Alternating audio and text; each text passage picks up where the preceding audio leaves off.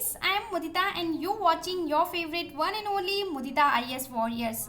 So students, CBSE new scheme regarding board examination 2021-22 आप लोगों को ऑलरेडी अपडेट कर दिया गया है। मैंने कल आपको सर्कुलर दिया था सीबीएसई का, जहाँ पे डिटेल में डिस्कस किया था कि क्या क्या चेंजेस हुए हैं, किस तरीके से 2 टर्म एग्जामिनेशन होने वाला है, किस तरीके से क्या क्या चीज़ें की गई हैं, पूरा डिटेल में दिया था। अगर वो वीडियो आपने नहीं देखा है सर्कुलर वाला तो आई बटन में मिल जाएगा, वहाँ जाके देख सकते हैं। सारे माइनर पॉइंट्स को डिस्कस किया गया है। यहाँ पे मैं आपको उन पॉइंट्स के बारे में बताने वाली हूँ जो न्यू है और बच्चों की क्वेरी है, वो सारे पॉइंट हम डिस्कस करने वाले हैं। ओके, सो बहुत सारे स्टूडेंट के क्वेश्चन है तो एक एक क्वेश्चन करके हम टैकल करेंगे। ओके, फर्स्ट क्वेश्चन है, देखिए एग्जाम जो होगा आपका 2 बार में होगा, बोर्ड एग्जाम 2 टाइम में होगा। फर्स्ट एग्जाम, सेकंड एग्जाम, जिसको हम बोल रहे हैं first term exam, second term exam, okay, या फिर फाइनल एग्जाम। ओके, सो यहाँ पे स्टूडेंट का क्वेश्चन है कि मैम हमारे फर्स्ट टर्म एग्जाम का सिलेबस क्या है, what should be the syllabus of first term examination. So कल आपको क्लियरली बताया गया था कि आपका जो भी सिलेबस है, रैशनलाइज सिलेबस, उसमें 50% फर्स्ट टर्म में आएगा, 50% सेकेंड टर्म में आएगा।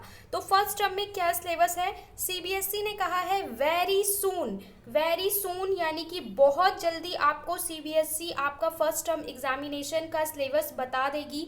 अभी सीबीएसई ने नहीं बताया है, तो बिल्कुल कभी भी तैयार रहिए, किसी भी वक्त रिलीज हो सकता है, किसी भी वक्त रात को, दिन में आपको न्यू अपडेटेड सिलेबस मिल जाएगा कि फर्स्ट टर्म के लिए आपको क्या करना है। जैसे ही वो सिलेबस मिल जाता है तो आप फर्स्ट टर्म की तैयारी शुरू कर देंगे। अभी हम कोई न्यू चैप्टर इसलिए नहीं कराएंगे क्योंकि वो चैप्टर अगर सेकेंड टर्म में डाल दिया तो आपका टाइम वेस्ट होगा। ओके, सो आपका सिलेबस बहुत जल्दी मिलने वाला है, उसी के अकॉर्डिंग आप स्ट्रैटेजी बना सकते हो। क्वेश्चन नंबर 2 है कि क्लास 9 और 11 के साथ क्या होगा।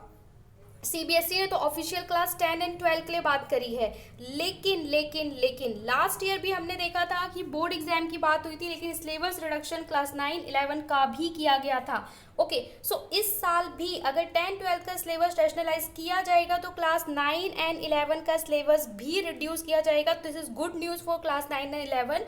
ऑफिशियल बोर्ड एग्जाम की बात की जा रही है, बट क्लास 9 एंड 11 का सिलेबस भी रैशनलाइज रिडक्शन किया जाएगा। So this is good news for class 9 and 11। आपको थोड़ा सा वेट करना है जैसे ही सिलेबस डिक्लेयर किया जाए। ओके, इसके बाद हम पॉइंट नंबर 3 की बात करें तो क्लास 10 एंड 12 टर्म 1 सिलेबस जो बहुत ही जल्दी आने वाला है और उसके अकॉर्डिंग हम स्ट्रैटेजी बनाएंगे और उसके अकॉर्डिंग ही टाइम टेबल बनाएंगे। आपको अपना टाइम वेस्ट नहीं करना है।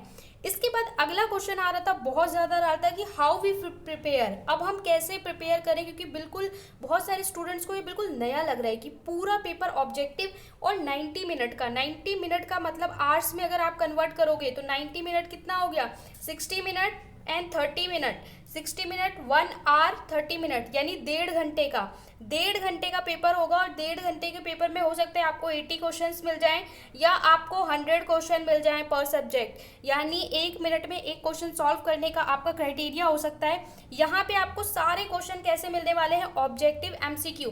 फॉर एग्जाम्पल आपको क्वेश्चन दे दिया, ठीक है, MgCl2, और उसके बाद जब हम बर्न करते हैं तो किस कलर का गैस निकलता है, कौन सी गैस निकलती है, इस तरीके से क्वेश्चन दे दिया। Option A, option B, option C, option D. आपके पास OMR शीट होगी, शीट में हर क्वेश्चन के आगे 4 गोले बने होंगे, तो आपको जो भी आंसर सही है उसमें ब्लैक करना होगा, ठीक है, OMR शीट फिल करनी होगी, वो हम अनदर वीडियो में आपको सिखाऊंगी।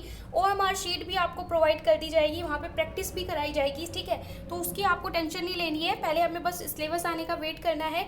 हाउ वी प्रिपेयर, इसका आंसर है कि you have to prepare by focusing on concept, not theoretical reading. Okay, आपको मतलब रटने पे फोकस नहीं करना बल्कि कॉन्सेप्ट को समझने पे फोकस करना होगा। जो स्टूडेंट ये सोचते हैं कि बहुत सारा रट लिया, याद कर लिया, तो उनके साथ दिक्कत हो सकती है, ठीक है। क्वेश्चन के साथ जरा सा भी ट्विस्ट एंड टर्न किया गया तो आंसर गलत हो जाएगा। और यहाँ पे जब आपको 4 ऑप्शन दिए जाएंगे ABCD, सो आपने अगर एक डी किया और उसका आंसर सही है तो आपको फुल 1 मार्क मिल गए बिना कुछ किए, और अगर आपने गलत कर दिया, आपका आंसर ए था, आपने डी कर दिया, तो आपको कोई मार्क्स नहीं दिला पाएगा, आप कितने भी इंटेलिजेंट हो, ठीक है। सो यहाँ पे आपका कॉन्सेप्ट क्लियर होना बहुत ज़रूरी है। सीबीएसई चाहता है कि आप कॉन्सेप्ट को क्लियर करें, ना कि रटें। तो आपको अपने कॉन्सेप्ट को समझते हुए प्रिपरेशन करनी होगी। अब आपको एमसीक्यू टाइप क्वेश्चंस की ज़्यादा प्रैक्टिस करनी होगी। यहाँ पे एक चीज़ अच्छी हो गई कि आपको फर्स्ट टर्म में पेपर प्रेजेंटेशन के बारे में नहीं सोचना। पेपर प्रेजेंटेशन बोर्ड एग्जाम का बहुत इंपॉर्टेंट रोल होता है, जहाँ पेपर प्रेजेंटेशन की बात की जाती है कि पेपर की प्रेजेंटेशन कैसे करनी है, कैसे, ये सारी चीज़ें टॉपर से सीखनी पड़ती हैं स्टूडेंट्स को।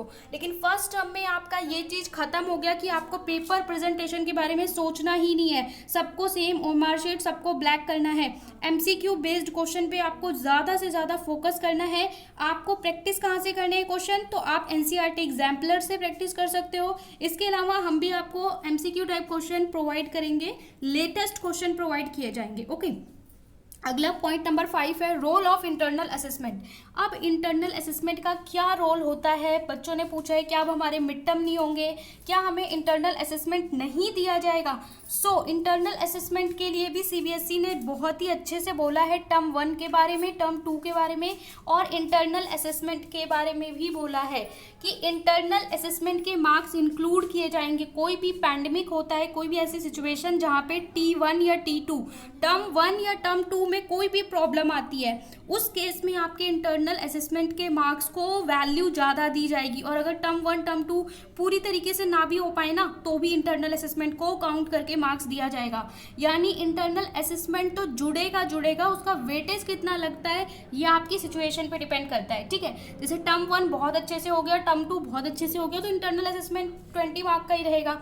लेकिन अगर टर्म 1 या टर्म 2 एग्जाम में कोई प्रॉब्लम आई, नहीं हो पाया, स्कूल बच्चे फिजिकली नहीं जा पाए, ऐसे केस में इंटरनल असेसमेंट के मार्क्स बढ़ा दिए जाएंगे। हो सकता है उसी से आप पास हो। तो अगर आपको स्कूल की तरफ से कोई प्रोजेक्ट दिया जा रहा है या फिर आपके पीरियोडिक टेस्ट लिए जा रहे हैं, जैसे आप पीटी बोलते हो, PT1 PT2 लिए जा रहे हैं, आपसे कोई पोर्टफोलियो बनवाया जा रहा है, किसी भी तरीके की एक्टिविटी इंटरनल असेसमेंट में करवाई जा रही है, सो उसको बहुत ही अच्छे से करें, क्योंकि वो आपका फाइनल बोर्ड का रिजल्ट बनाने वाले हैं। किसी भी इंटरनल असेसमेंट को ऐसे ना सोचे कि मार्क्स काउंट नहीं होगा, सब मार्क्स काउंट होगा। स्कूल की तरफ से जो भी करवाया जाए, जहाँ भी अटेंडेंस लगनी है पूरी अटेंडेंस दो। ऑनलाइन क्लासेस भी अटेंड करो, क्योंकि ऑनलाइन क्लासेस को भी उठा के इंटरनल असेसमेंट में डाल देते हैं। जिन बच्चों ने क्लासेस अटेंड नहीं की थी उनके साथ रिजल्ट में दिक्कत हुई है इस साल और होगी भी नेक्स्ट ईयर। सो आपको ये सारे पॉइंट हैं। इसके अलावा जो पॉइंट रहता है कि मैम ओएमआर शीट कैसे भरनी है, एमसीक्यू क्वेश्चन हम कैसे करेंगे, उसका मैं आपको सेपरेट वीडियो दूंगी।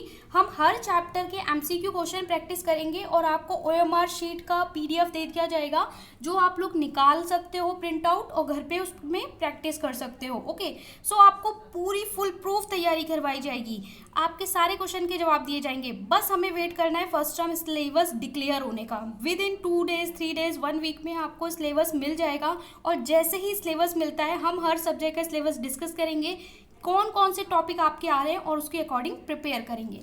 सो ये थी आपकी सारी क्यूरीज। इसके बाद भी कोई क्यूरी बचती है तो आप कमेंट पे पूछ सकते हैं। चैनल को सब्सक्राइब नहीं किया तो सब्सक्राइब करके बेल आइकन ज़रूर प्रेस कर दें, जिससे आप कोई भी नोटिफिकेशन मिस ना करें।